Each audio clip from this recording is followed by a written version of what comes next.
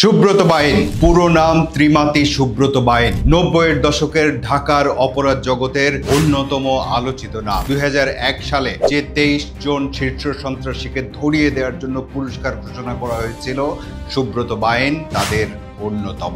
হত্যা, চাঁদাবাজি, অস্ত্র চোরাচালান, জমি দখল, ফ্ল্যাট দখল সহ বহু অপরাধের সাথে তার নাম জড়িয়ে আছে। 2003 সাল পর্যন্ত ছিলেন 7 স্টার গ্রুপের প্রধান। তাকে ধরার জন্য ইন্টারপোলের রেড নোটিশও জারি করা হয়েছিল। অপরাধ আর কারাগার যেন তার জীবনের সঙ্গী। সর্বশেষ গত 27 মে আবারও গ্রেপ্তার হয়েছেন তিনি। তারপর থেকে প্রতিদিন খবরের শিরোনাম। অপরাধের নিজস্ব নেটওয়ার্ক পরিচালনার জন্য নাকি তিনি স্যাটেলাইট ফোন ব্যবহার করতেন। ধরা পড়ার পর আদালতে এসে দাবি করলেন যে 5 আগস্টের আগ পর্যন্ত 2.5 বছর তিনি আয়না ঘরে আটক ছিলেন। এখানেই শেষ নয়। এক ফেসবুক পোস্টের মাধ্যমে সাংবাদিক জুলকারনাইন সায়ের দাবি করেছেন যে প্রায় 1.5 বছর আগে শীর্ষ সন্ত্রাসী সুব্রত বাইনকে বিশেষ ব্যবস্থায় ভারত থেকে বাংলাদেশে পাঠানো হয়। রাজনৈতিক গুপ্ত হত্যার উদ্দেশ্যে তাকে তৈরি করা হচ্ছিল। তার গন্তব্য ছিল যুক্তরাজ্য। এ যেন সিনেমার গল্প।